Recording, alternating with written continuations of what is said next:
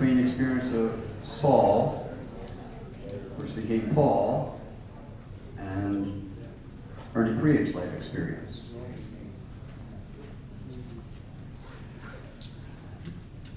Then Ananias went to the house and entered it. Placing his hands on Saul, he said, "Brother Saul, the Lord Jesus, who appeared to you on the road as you were coming here, has sent me so that you may see again and be filled with the Holy Spirit." Immediately, something like scales fell from Saul's eyes, and he could see again. He got up and was baptized. Now, do you remember what Saul's job was? He was a prosecutor. Who was he prosecuting? The church, exactly. And the man, we're honored to have here today, sharing with us, and then later tonight, and he shares the story of himself and Diana Hollis, is Ernie Preate, who had a similar experience, and he was a prosecutor, but got a new perspective on criminal justice. And we're so excited that you're here. Thankful to hear you, Ernie. But tell us a little bit about your early life. I mean, you didn't grow up in the hood. You grew up in Northeast PA, right? I grew up in Oak Forge, which is up in northeastern Pennsylvania, near Scranton. There you go. And was your dad an attorney? My dad was an attorney. You want to hold that a little closer to your... My dad was an attorney. Actually, he was born in Italy, so I'm a first generation Really? American. You speak any Italian? No, I do not. I wish I did. I wish it was a beautiful language and a beautiful food. The fact of the matter is that we grew up in a small town, coal town at that time, and my dad was a pretty good lawyer, and he was very successful in bringing a change from the area which was now depleted of mining and railroads into industrial parks and businesses like manufacturing, and it really saved a lot of Scranton in northeastern Pennsylvania. So that's the background. You got a good education. You went to a private school, right? I went to a public grammar school for 8 years, and then I went to a Jesuit prep school called Scranton Prep. Did you have to learn Latin? I did. I thought so. I did, and one of the graduates right before me was Bob Casey. So we both they had converted an old hospital in downtown Scranton, a couple of three stories. They converted it into this boys, no women allowed, prep school in those days. And so I was the class of 58 of Scranton Prep, and we still have members alive and who communicate frequently with each other in that. And from Scranton Prep, you went to what university? Then I went to the Wharton School at the University of Pennsylvania. Got my degree there in economics, and then I went to the University of Pennsylvania Law School in Philadelphia. Got my Juris Doctorate there, and I graduated in 1965. So very well educated. Any trouble with the law? I mean, did you ever get in trouble with the law when you were... Oh yeah, I used to drink. Did you ever get arrested? No, I did not, as a matter of fact. But the fact of the matter is that I enjoyed my educational opportunities, like lots of people do, and I became ready to go out and practice law. And then a guy named McNamara said, "Come over here, boy. You're going to go to Vietnam." So you were drafted? And so I got drafted. Well, how'd you wind up in the Marine Corps? You were drafted? Well, that's the whole story by itself. Some of you might be Marines. I don't know if you know it, but so my educational deferment ran out when I graduated law school, and then McNamara said, "Well, we have to have 70,000 Marines over in Vietnam." So my father and mother went crazy, and they said, "You're getting drafted." So I got to get into some officer corps, and so I went. I tried them all. I tried to go in the Coast Guard, tried to go in the Navy, tried to go in the Air Force, tried to go in the Army. Everybody was turned down because they're all filled up. There was no spots for officers in 1965, 66. I had to be sworn in by December of 65. Otherwise, I'd go to Fort Dix as a private. And so I was trying to get into an officer program, and so I tried all these things, and they were all filled up. I got to the Army fella, and they all had these recruiting offices on the second floor of the federal courthouse in Scranton, still there. And so I went to the Army guy, and the Army guy says, "Yeah, we got a spot for you. You can become an officer." I said, "Great. Where do I sign up?" "You have to go into the Special Forces." I said, "Oh my God, I'm not going to go to Laos." So I went down to the hall to the last guy, is a fellow named Gunny Reed. I remember this very clearly. He was a gunnery sergeant, red hair, crew cut, and he says, "We got a spot for you." And so I got into the basic school class of 3-66, March of 1966, and by January of 67, I was on a troop ship crossing the Pacific to Vietnam with 26 other second lieutenants and about 3,000 other Marines. When I got to the general's headquarters that day in that end of January, we get off the ship, everybody says, "Go over to see General Nickerson right now. You're going to get assigned where you're going to go." And so we all went over to see General Nickerson. It was a big room, amphitheater style, and he had a big map behind him, all of the territory of northern Vietnam, northern South Vietnam, and it had all the Marine bases and locations on it, and he would, the second lieutenant would stand up and say your name, and he'd say, "You're going here, you're going here, you're going here." They got to me, I'm P, alphabet P, I'm at the end of the group, and he says, "Lieutenant Preate, I want to be able to say I can show you where you're going, but I can't, it's not on the map." And I said, "Oh my God, I'm going to Laos. I'm going somewhere to Cambodia." And then he said, "No, it's actually so far down on the map, you're almost in 2 Corps, which was air cavalry country." And so he says, "You're going down there in an operation, but the plane leaves in 45 minutes, go over to the airstrip, get on the plane, go to Chu Lai, you'll meet your unit then." I had no idea what was going on. I said, "I went to Wharton. What did I sign up for?" So anyway, I got on the plane, went there, dark sets in. Next couple of days we were on transports and helicopters, we make a landing, and this is important for everybody. It was a change in life for me, Dave. This is one of the big changes in life. I wound up being assigned to what they call a weapons platoon, which is machine guns and mortars, and to try to learn how to be a commander of men who are actually in a rifle platoon who get, rifles and maneuvering and squads, etc. So they gave me a break, they said, by putting me in this, so you could learn how to dodge bullets, how to do things. The next thing you know, we make a landing. I'm 3 days in Vietnam. We're going to a town called Duc Pho that had been overrun. The special forces camp had been overrun, and we were there to rescue the people that were there. Little did I know what was going to happen next.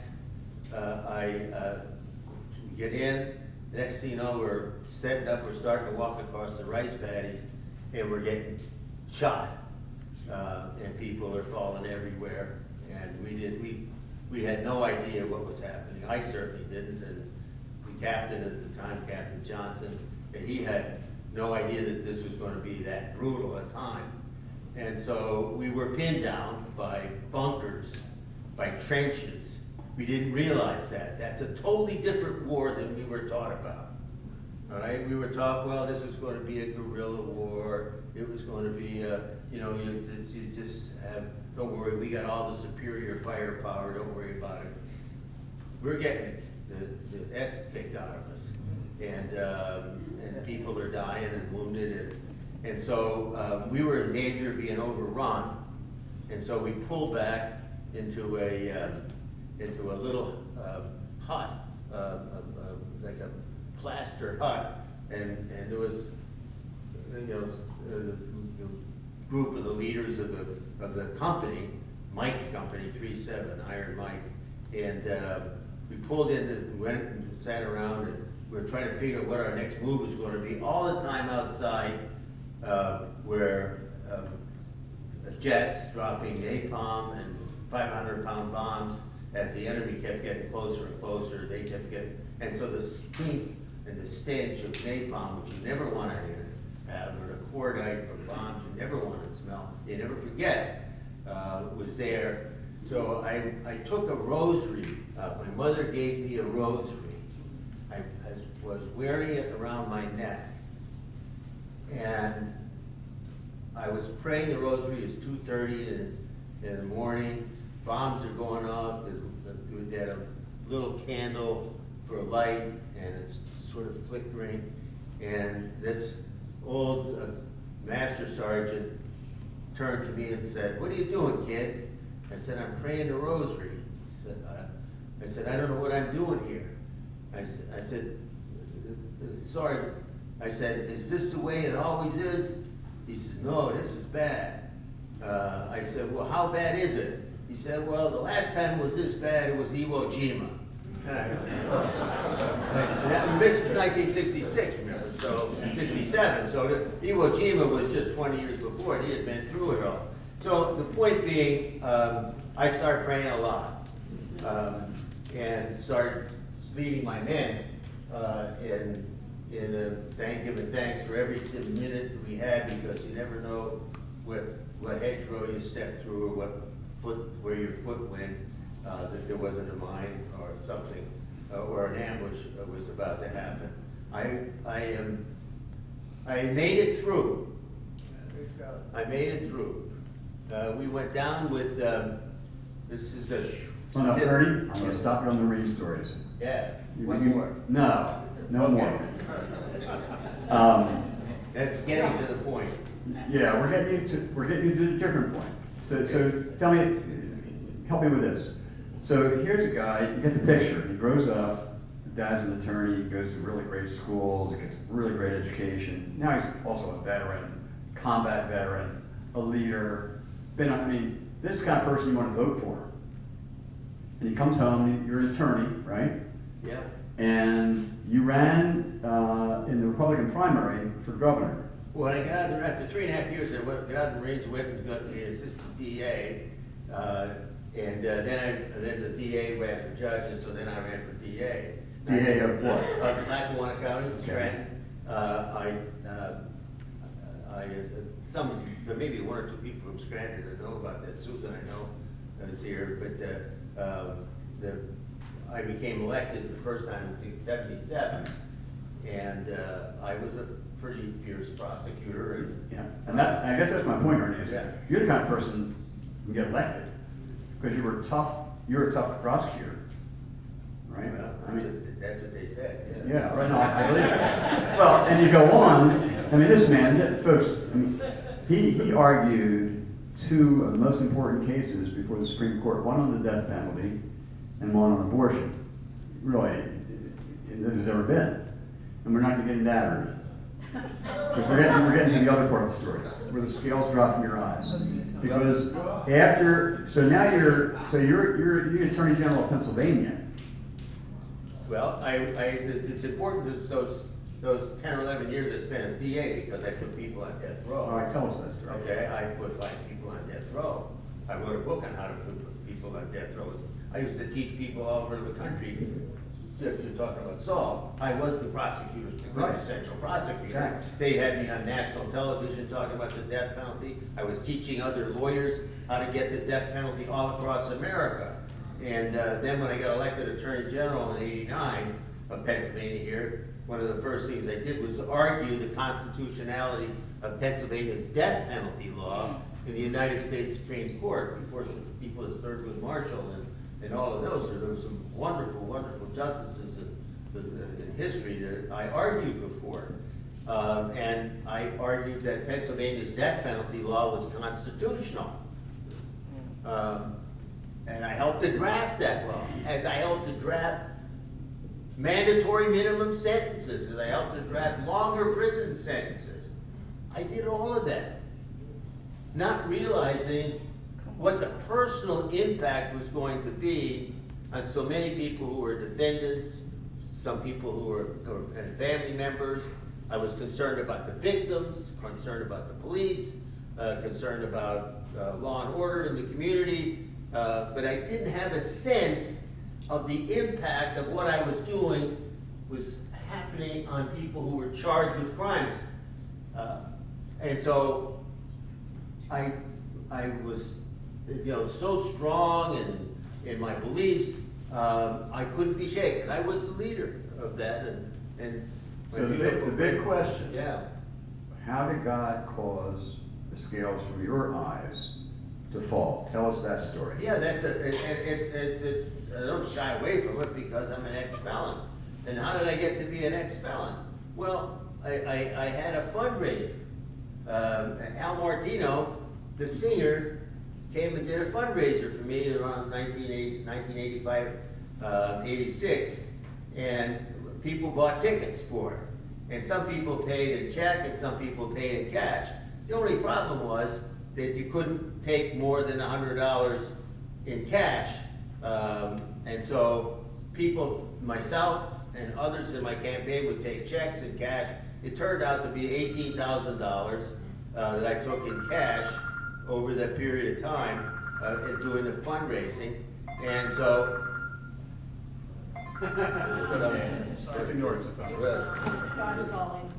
somebody's going. In any event, the point being is I violated the law. And I accepted responsibility for it. I went before a federal judge here in Harrisburg, and while I was Attorney General, in my 6th year, I got elected a 2nd time, and so I had to admit my guilt, which was very, very humbling and very, very difficult time for myself and my family. I remember my mother had died in 1995, and my father was still alive, and so he was on his deathbed. He was having heart symptoms all the time and couldn't breathe, and so he was very much involved in having to defend me and my brothers who were involved in my campaigns.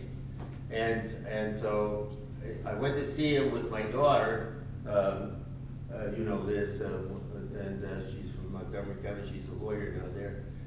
And I went to see him in his hospital bed. And he wanted me to fight the charges, just like lots of folks in your life want you to fight the charges or make a deal or something.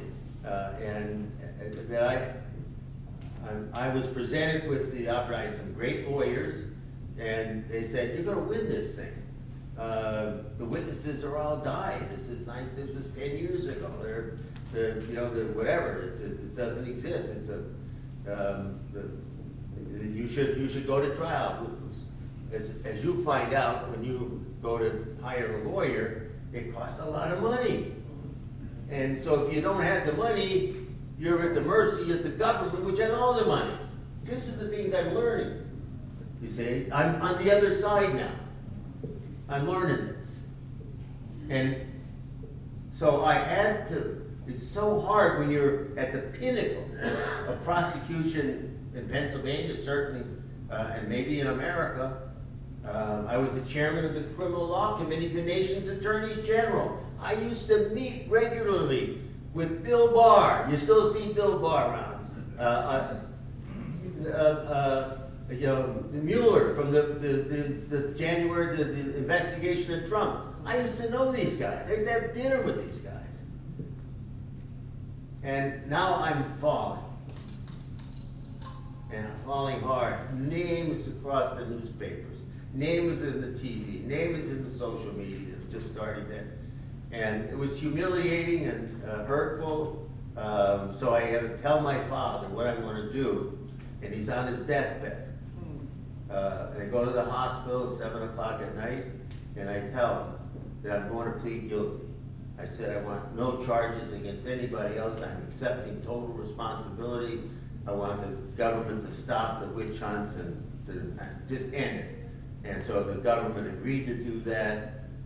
And I wound up then telling my dad that that's what's going to happen to me. And he said, are you going to go to prison? I said, yes, I'm going to go to prison.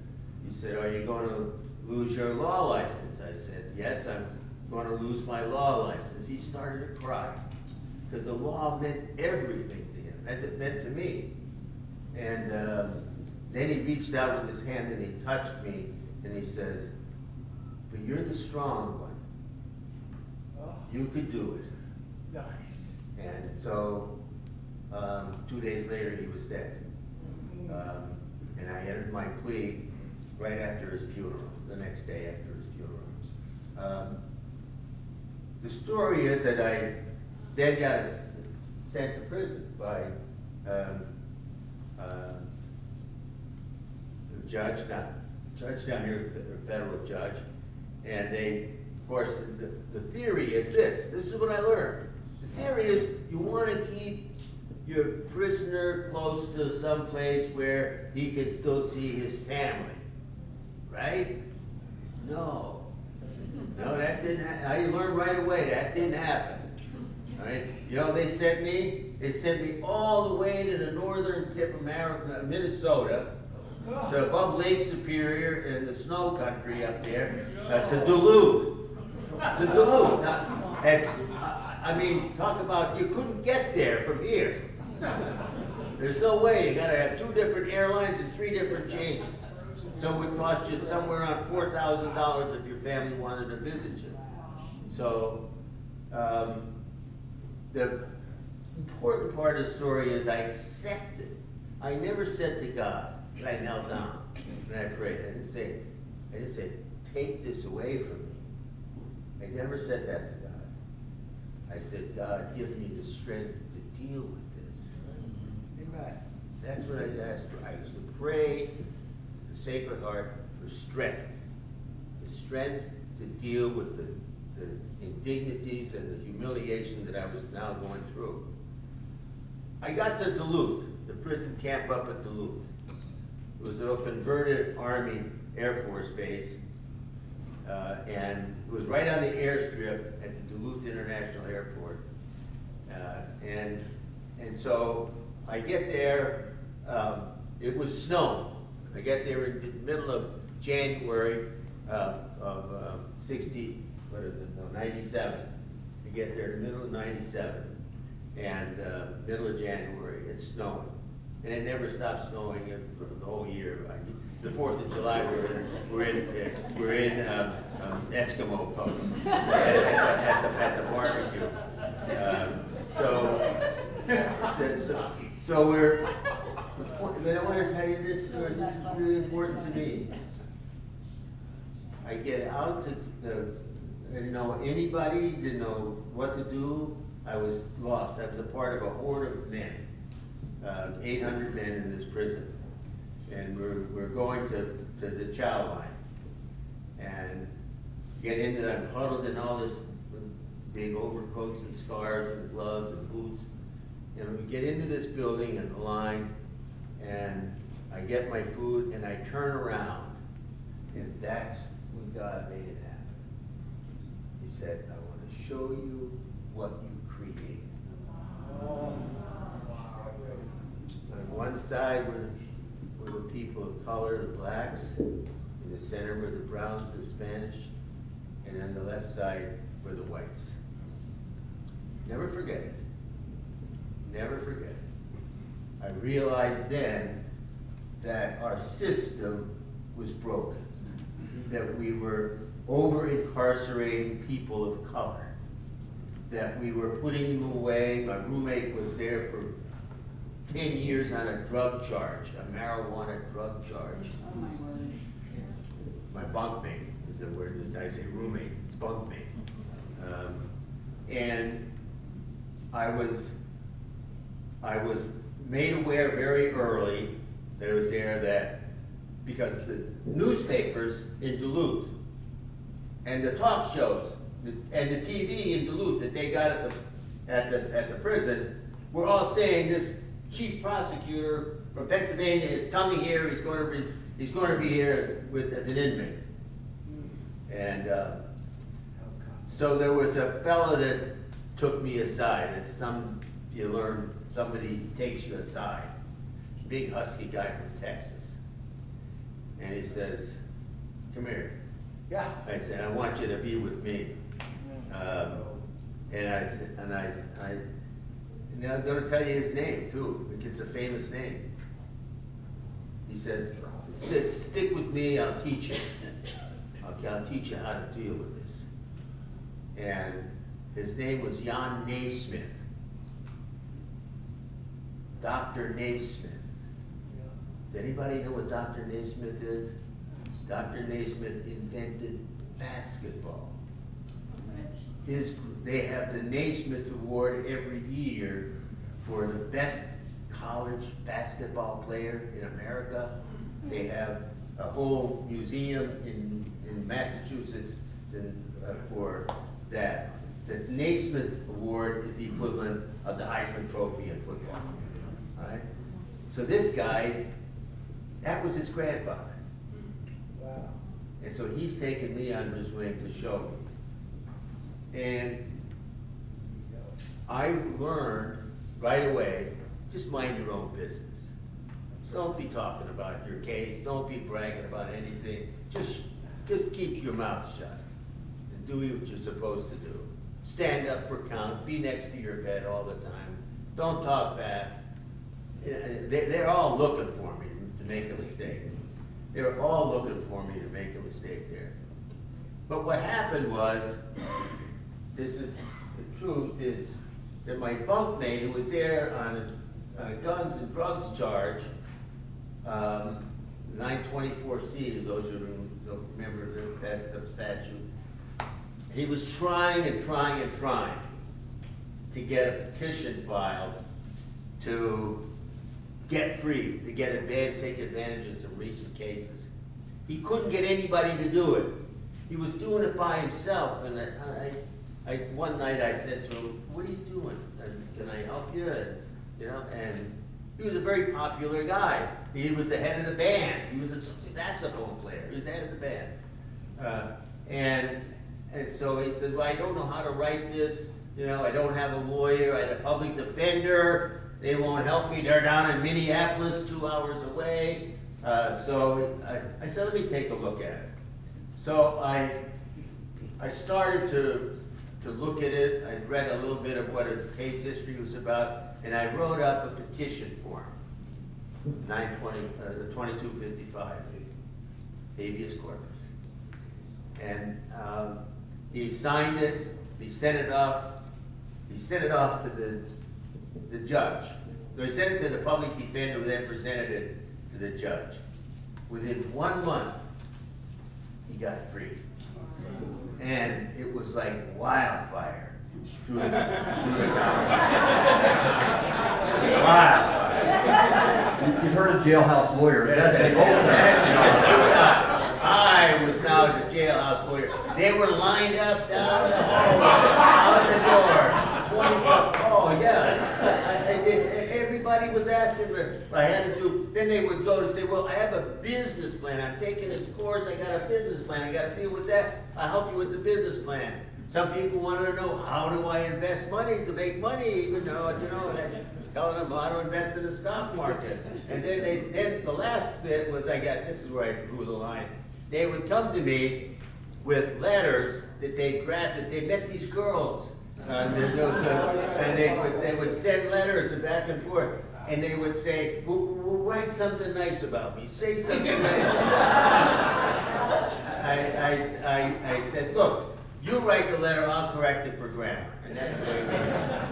But it turns out that not only was and by the way, I didn't get a soft job when I went there. I got assigned to the kitchen duty. I was involved. I had to wash the pots and pans. Oh, no. I washed pots and pans. And I lost 30 pounds washing pots and pans in a steamy room there. And I loved it. I went down to a size 32 waist. I looked like I was in the Marines again. But the point being is that I never wanted any favors there. That's the secret of dealing with that. You take it, what they're doing, they wanted to say, do this, do that, yes, I do it. And so I did some innovative things. And here's one of the things I did when I was there. When you're wearing whites and they get dirty, clean, and you want to clean them, and you have to do your own laundry. So I went to the commissary and I said to the guy at the commissary, do you have any Tide with bleach alternative? Because you can't have bleach, right? You can't have bleach. Because that's no. I said, well, do you have Tide with bleach alternative? He says, no. I said, well, would you go down to Walmart when you get off duty and you'll see that there's an aisle that says Tide bleach alternative. And it said it gets it white without bleach. So they said, well, I have to take that up. So I did. I wrote, the shit to the warden. I say, why don't we have Tide with bleach alternative? He said, we'll have to. He came back. We have to study it, and we got to study it, research it. I said, it's on the bottle. What do you have to research? And so anyway, 6 weeks later, the commissary had Tide with bleach alternative. Listen, every institution, every inmate wants a guy like you in their institution. So here I was doing the legal stuff for them, and now I'm doing the laundry stuff. I hear you. But tell us this. So the scales fall, and you see the death penalty differently? Yes. What else did you see differently besides the death penalty? Well, and you see inmates different, tell us about your mind change about that. Well, I'm glad you asked that, Dave, because as I started to help the prisoners out and got to see them more as people rather than as numbers and as defendants, I remember half my block was people of color or Mexicans. They were how's about this? You were caught doing a crime in El Paso. They didn't send you to Laredo. They sent you to Duluth. All right, up to the country. So I mean, again, I could see what the government was doing to separate families. That's right. All right, not provide support. They never had any visits. They never had any visits. And so I was really touched by their plight.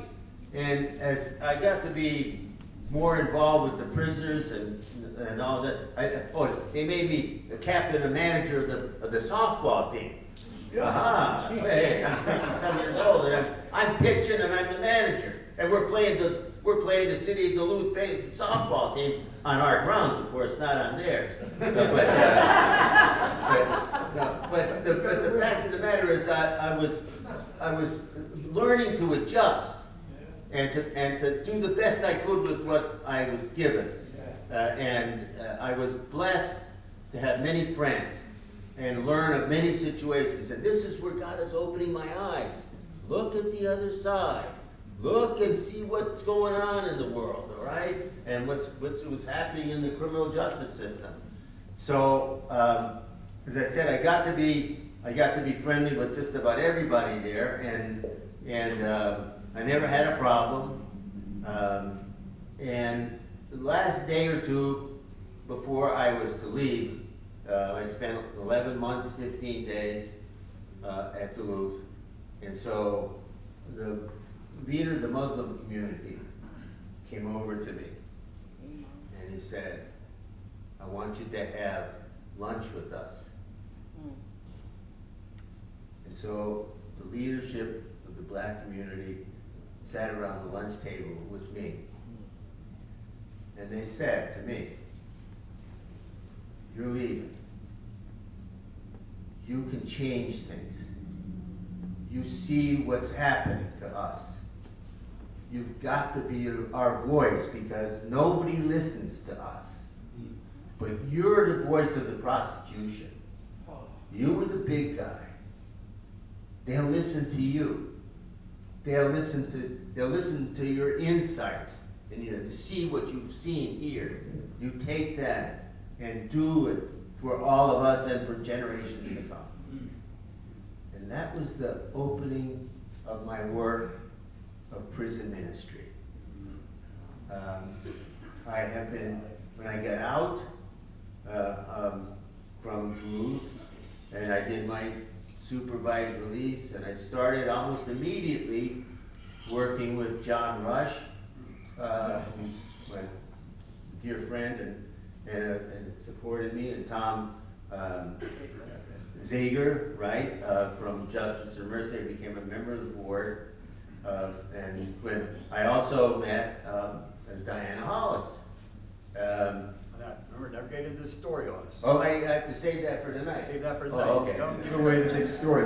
She started something called, she took up after Lois Williamson, and she started Pennsylvania Cure, and which is still in existence. We're going to talk about that tonight. Okay. So go back to death penalty, understanding who these people are that you're meeting now, that you're seeing in a different light. Tell us about that different point of view you have. Of course, I had, when I was Attorney General, I argued the case in the Supreme Court. I'm telling them this is going to work. They're saying it's a mandatory sentence. You're going to get a death penalty every time you ask for it. I said, no, there's mitigation permitted under Pennsylvania law. And they agreed, 5-4, Pennsylvania law is upheld. And it still is the principal law on death penalty in America today. Today, 30 years later. But I changed. The law didn't change, I changed. Because the more I'm involved in even as Attorney General, hearing about cases like Doug's and others, I was on the pardons board as Attorney General. And so I'm hearing these cases, and I'm seeing about the terrible, terrible job that lawyers are doing to defend these people. I know what the hell I'm doing. I'm teaching it. But these other people on the other side, they're not prepared. They're not doing it. They don't have the money, they don't have the experience, they don't have the teachers like I am. They don't have the ability to go in and dig and dig and dig. And so I almost, by the time I left in 1995, 96, the AG's office, I was convinced that we were on the wrong track.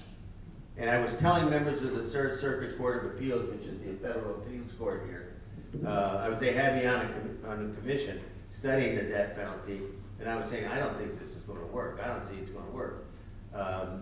And just the imbalance between all the resources that the prosecution has and the lesser resources and the experience that the defense has.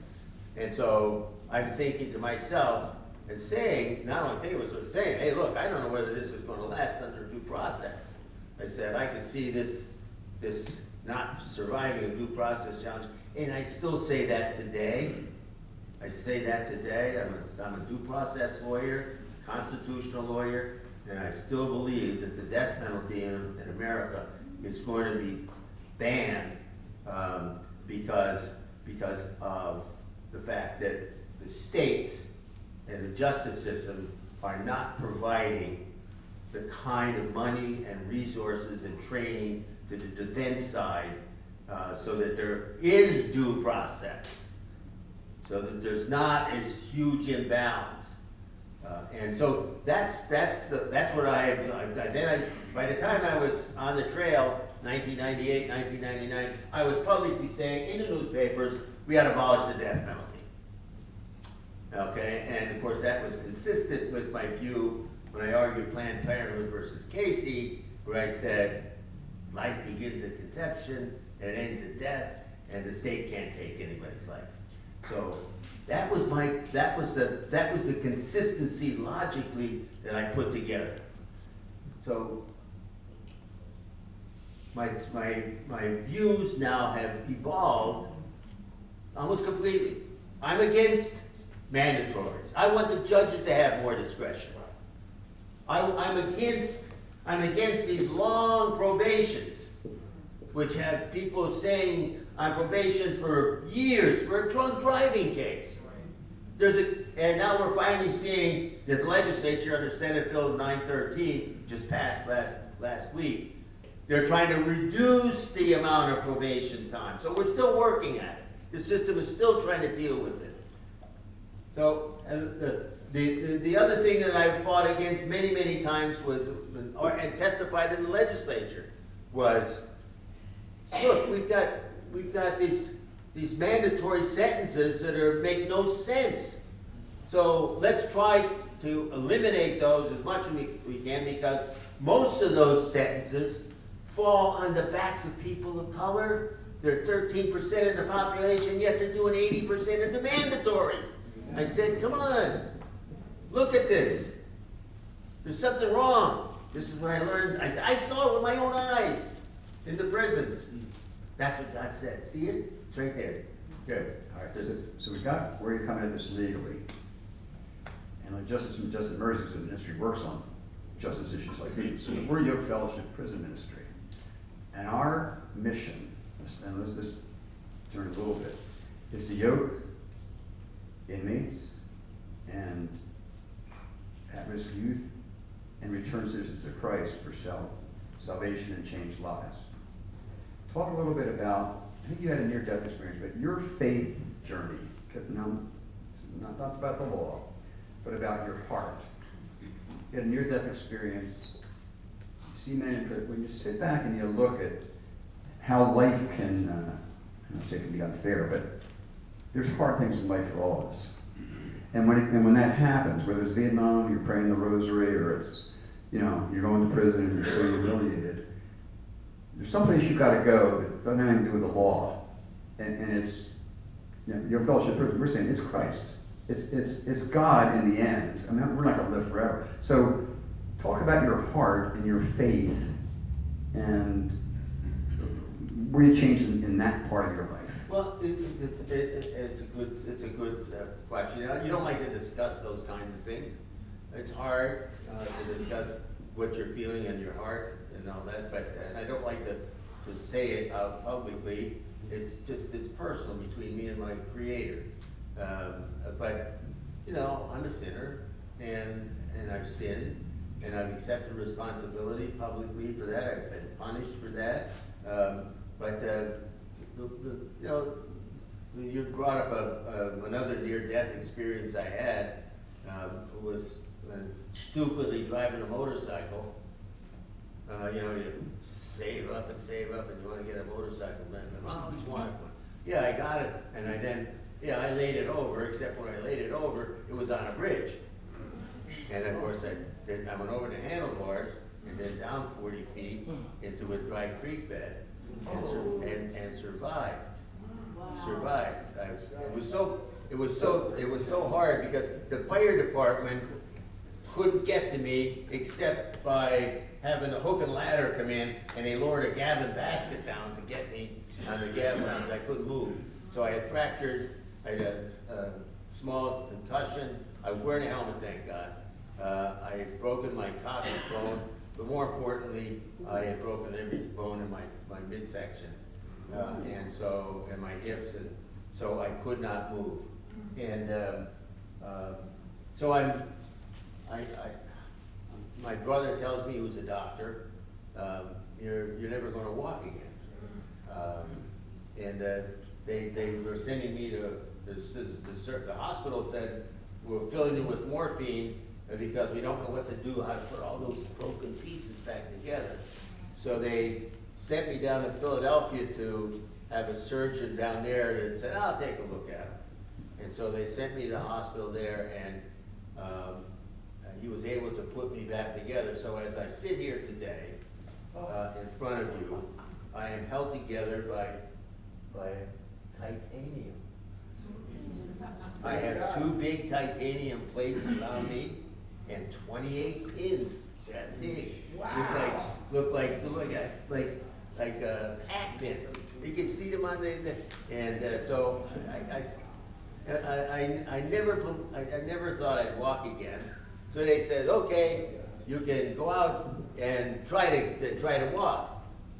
And so they sent me to a rehab hospital, and I got there, and all of a sudden I developed a fever. And then I developed an infection, and they didn't know what to do with it. So they sent me back to Hahnemann Hospital in Philadelphia, and I had, the nurses, I had 104, 105 temperature. The nurses at the Scranton Hospital were tracking the redness as it crept up toward my heart by putting black lines on my stomach. And you could see how far the infection was spreading up this way.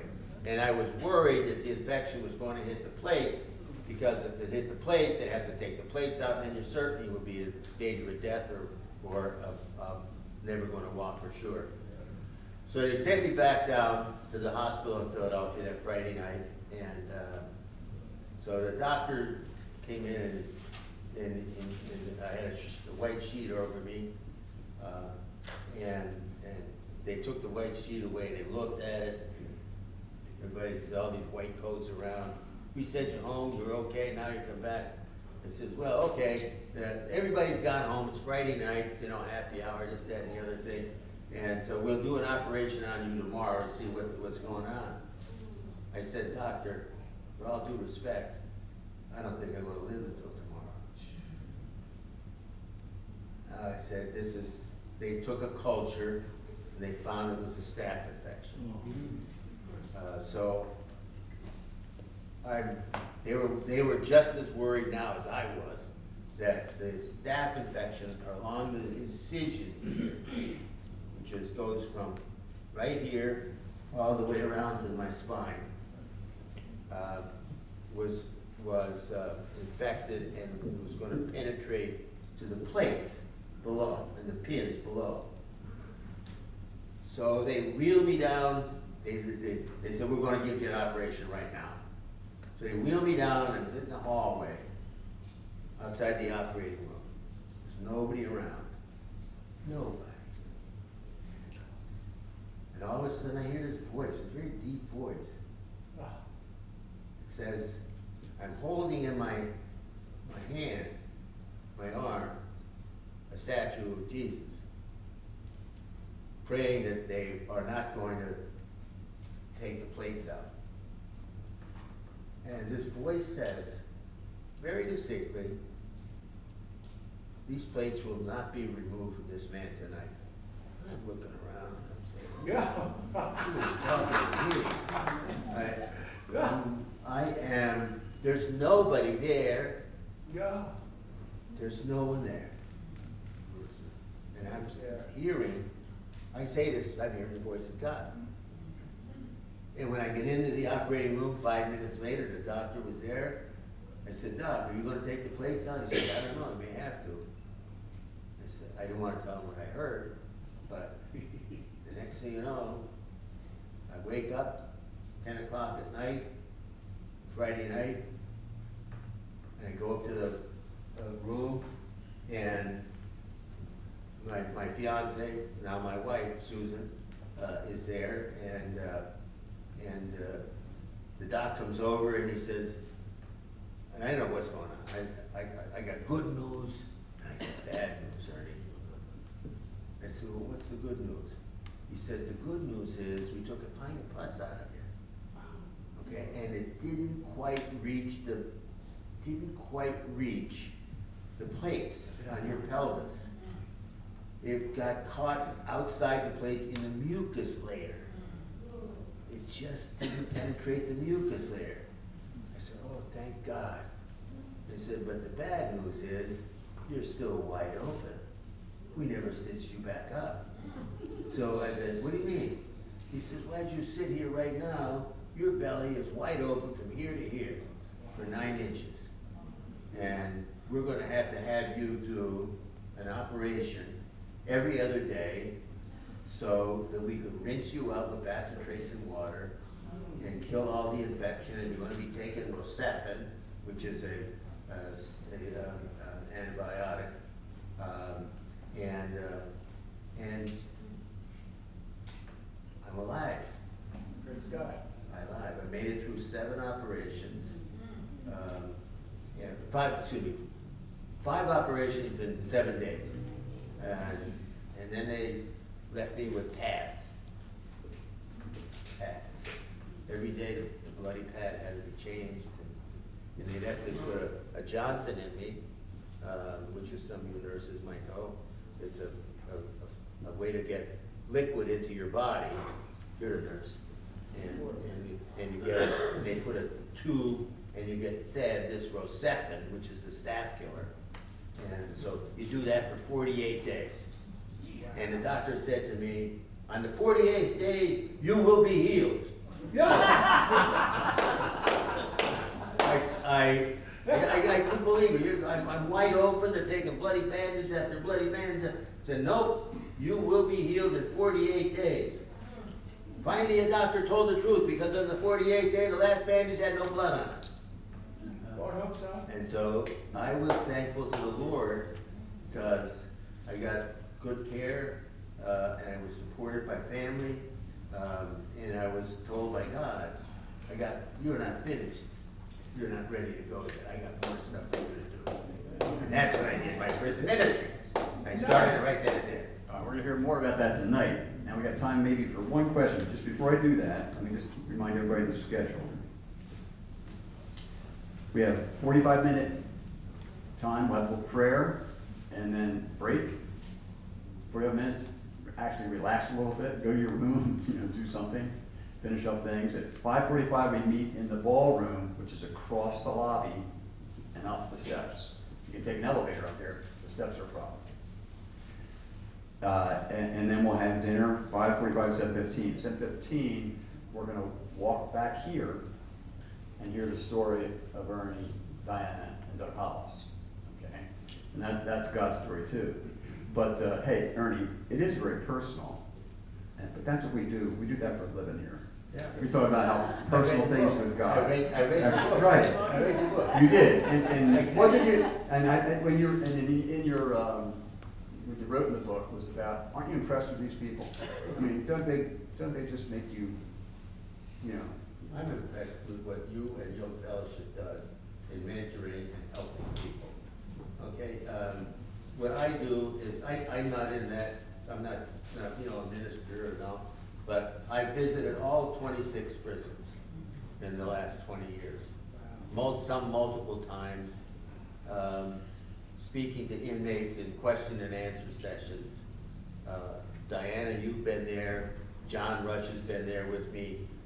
Tom Seeger, and I've had senators and representatives with me. I've had the superintendent sit in on these things. I'd be in the gym, and the bleachers would be full of men who were without hope. And Jimmy, you were one of them. And I would be talking to them about hope. Don't give up hope. Don't give up hope. That things are going to work. I'm working on it.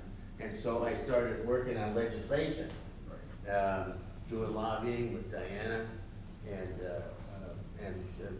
Tom Seeger, John Rush, and Harrisburg, and we were getting new laws passed and new information to people that help them better make decisions. But I always told them the process isn't going to be overnight. It's going to be maybe not even in our lifetime, but somewhere it's going to change, and it's already starting to change because there's an erosion now. Nobody really wants to go to mandatory prison sentences anymore. the sending people to prison for technical parole violations, TPDs, has slacked off tremendously. It's no longer the main driving force of people going into prison. The probation office, the injustices are being rectified by Senate Bill 913, and hopefully that will become law. So there's things that are happening. And then on the issue of parole for lifers, I drafted a statute. Remember, I was on with Tom and some of those other people on the commission that Senator Greenlee set up 2006 and 2007 advisory committee on geriatric and seriously ill prisoners. And so I came up with a draft bill for parole for lifers. I mean, I'm the guy that put people away to death row. And I'm in there with 36 other people, most of whom are pounding the table, you know, for no parole for lifers, no this, that, and the other. And I'm saying you gotta do something different. Most states are going for a term of years to life, so that there's a possibility for rehabilitation and second chances. I got one. I got one. You know, I got a second chance at life, and I never lost my law license. I got suspended. I got it back. So now I'm court appointed by every court in this Commonwealth to represent prisoners. You know that, Dave? Every court in this Commonwealth is appointed to represent prisoners. I say pricing vitamins. What's that, Dave? So I was blessed. But the point being that I drafted this statute.